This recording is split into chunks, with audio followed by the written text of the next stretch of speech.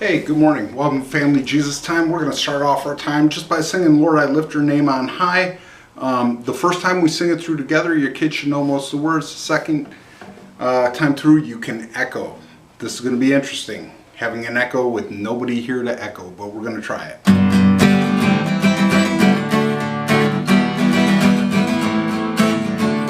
Here we go. All together now. Lord, I lift your name on high.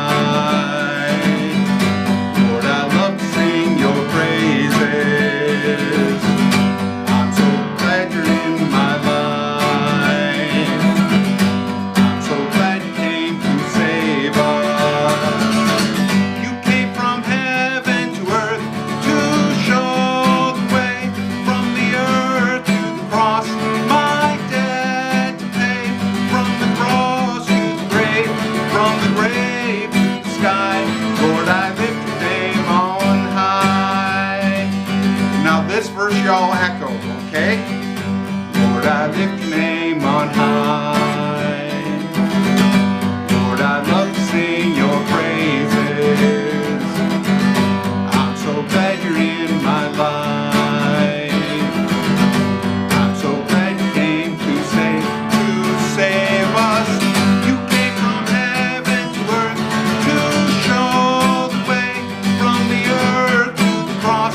My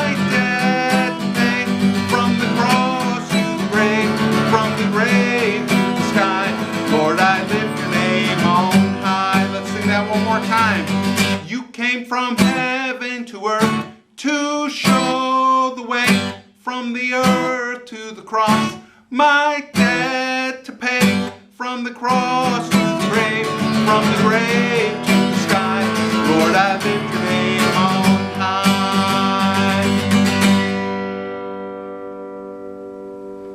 I hope you actually sang along with that one. We're in our second week of talking about Ruth and Naomi. If you remember last week, we talked about how Naomi had moved to a place called Moab, and her husband and sons had died.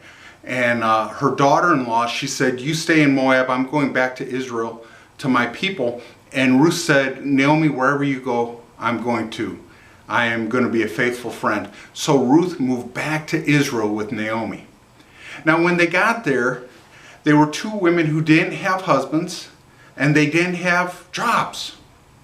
So they did what was common in Israel for people who were kind of not having a good time. Maybe we would call them homeless folks today.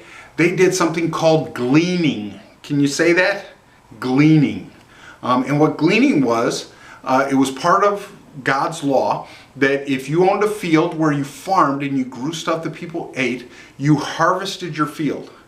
But you didn't go back through to see what the harvesters had missed. And generally when you harvest through a field the first time, a lot of the fruit or wheat is left behind.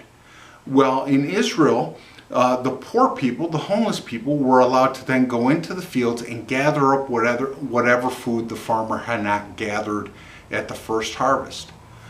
So Ruth and Naomi went to one of these places where they could do that, and it just happened to be the field of somebody who had been related to Naomi's husband, a man named Boaz.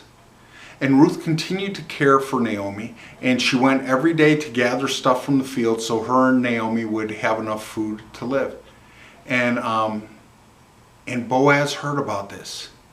He heard about how Ruth was caring for Naomi, and he was a little bit ashamed that this relative of his, whose husband had died, he was not giving care for.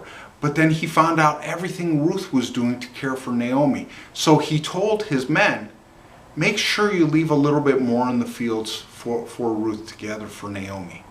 And then he told his men, make sure you look out for Ruth. Make sure she stays safe.